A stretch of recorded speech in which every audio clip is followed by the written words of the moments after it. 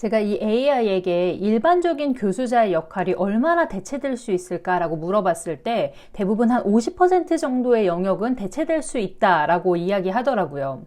제가 하는 일 러닝 퍼실리테이션, 그러니까 학습 촉진을 일으키는 촉진자로서의 역할을 간략하게 설명하고 이 일은 얼마나 대체될 수 있을까라고 물었을 때 어떤 답이 나왔는지 아세요? 0%라는 대답이 나오기도 했고요. 거의 대체될 수 없다. 가까운 미래에 사실상 대체되긴 어렵다는 대답들이 주로 나왔습니다. 또 어떤 결과값에서는 실제로 현재의 일반적인 교수자의 역할은 대부분 촉진자, 러닝 퍼실리테이션을 하는 학습 촉진자의 역할로 전환돼야 할 것이다 라고 제안해 주기도 했는데요. 흥미로운 결과였죠. AI가 뭐든지 뚝딱뚝딱 만들어주는 시대, 마치 석기시대에서 철기시대로 변하는 것 같은 대단한 변화다라고 이야기합니다. 그래서 시대 변화에 맞는 이 교육의 방법에도 굉장히 관심이 많죠. 교수자가 무언가를 가르치는 것보다 컴퓨터가 훨씬 더 잘한다. 막 이런 압박이 오면서 교수자는 없어지고 컴퓨터나 로봇 막 이런 시스템이 막 들이닥칠 것 같은 그런 기세인데요. 저는 여전히 마카를 들고 차트를 손으로 그리면서 수업을 갑니다.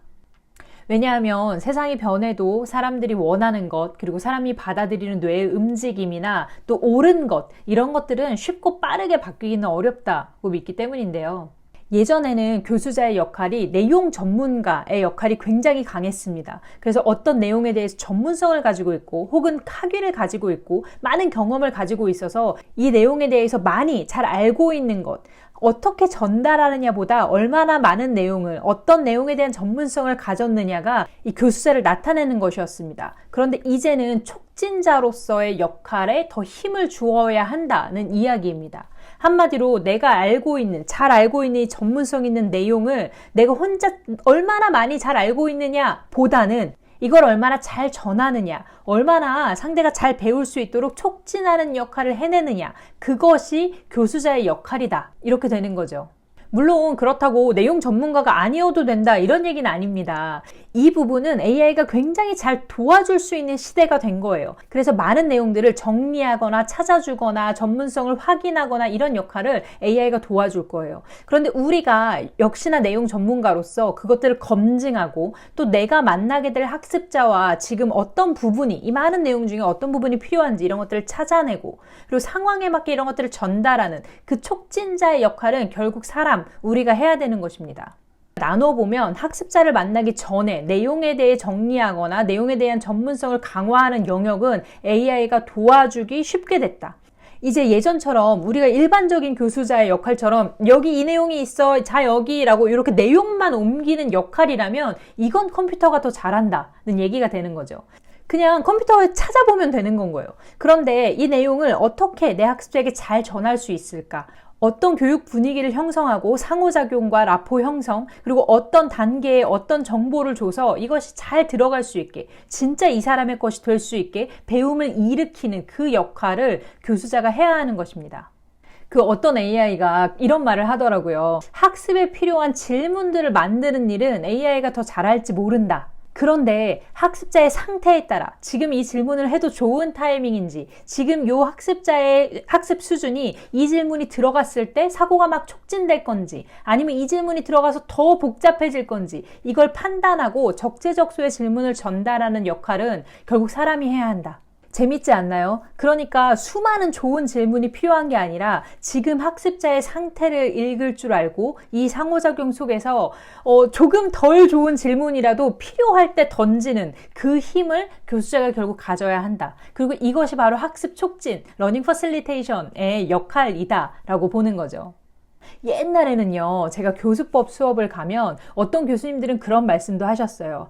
아, 내가 이렇게까지 가르쳐야 하나? 막 이런 말씀 하시는 거죠.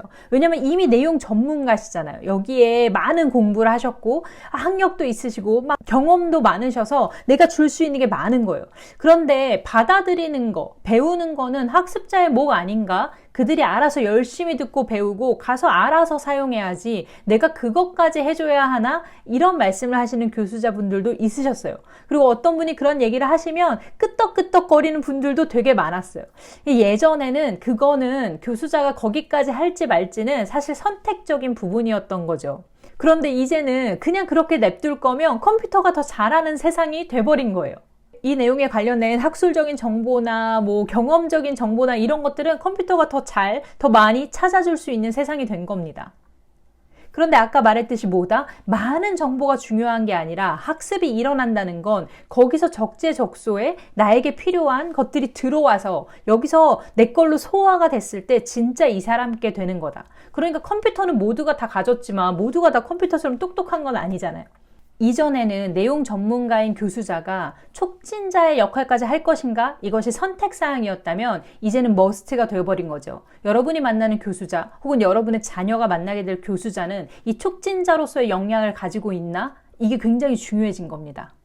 사실 여러분, 이 교수자가 촉진자의 역할을 해야 한다. 이 주장은 AI 시대여서 짠하고 나타난 주장은 아닙니다. 제가 가장 영향을 많이 받은 칼 로저스라는 학자는 1969년에 어떤 저서와 많은 연구들을 통해서 이미 교수자는 학습 촉진자로서의 역할을 해야만 한다. 일반적인 교수자의 역할을 내려놓고 여기에 집중해라 라고 수많은 주장을 했습니다. 자, 그런데 그 이전에는 그런 주장이 없었을까요? 제가 다 보지 못해서 그렇지 제 생각에는 그 전에도 어떤 학자들은 그런 이야기를 하지 않았을까? 이런 생각을 하죠. 그리고 지금도 이런 이야기가 막 나오게 되는 겁니다. 이건 아주 오래된 주장이자 필요인데 선택사항이었다가 아주 오랫동안 선택사항이어서 누군가만 했었다면 이제 이 AI 시대를 맞이하면서 조금 필수사항이 되지 않았나. 그래서 내가 잘 아는 것이 교수자가 아니라 잘 아는 것을 잘 전달할 수 있는, 촉진할 수 있는 그 힘을 가지는 것이 교수자의 역할이다. 이렇게 볼 수 있습니다.